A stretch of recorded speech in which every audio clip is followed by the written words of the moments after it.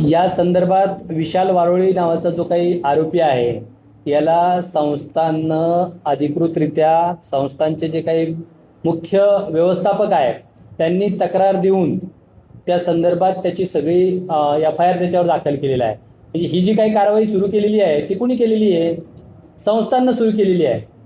त्या कारवाईमध्ये तो किंवा इतर त्याला जर कुणी मदतनीस असतील, कुणी त्याला सहकार्य केलेलं असेल किंवा त्याच्यामध्ये कोणाचा जर हात असेल तर त्याला कोणालाही आम्ही सोडणार नाही. त्या ठिकाणी प्रत्येकावर कडक कारवाई केली जाईल अशा प्रकारचं आश्वासन मी आपल्या देवस्थानतर्फे आपल्याला देतो.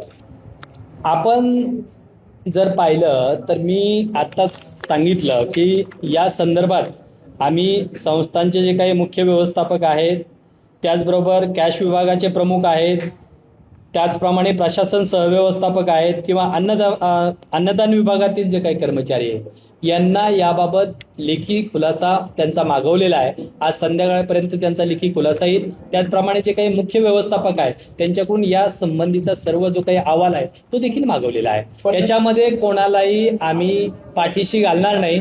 निश्चितपणे पारदर्शकपणे या घटनेची चौकशी केली जाईल. या व्यतिरिक्त अजून जर कोणी यामध्ये जर दोषी असतील तर त्यांच्यावर निश्चितपणे संस्थान कारवाई करेल. त्या संदर्भात आम्ही कालच ते सुरक्षा विभागाचे जे काही कॉन्ट्रॅक्टर होते त्यांना बोलून घेतलेले आहे आणि त्यांना त्या संदर्भात कडक सूचना दिलेल्या आहेत की अशा प्रकारची घटना घडणं हे अत्यंत दुर्दैवी आहे.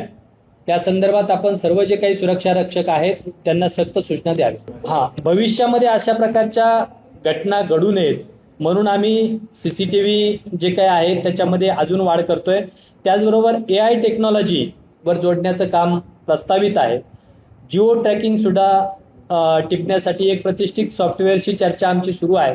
मोबाईल सॉफ्टवेअरमध्ये काही बदल करण्यास त्यांना सुचवलेलं आहे आणि निश्चितपणे त्यामध्ये बदल करून 1 जूनपासून ही यंत्रणा कार्यान्वित करण्याचा आमचा मानस आहे. जेणेकरून कुठलाही व्यक्ती असेल तर तो मंदिरामध्ये किती वेळा आला, तो मंदिरातून किती वेळा गेला याची नोंद त्या यंत्रणेद्वारे होईल.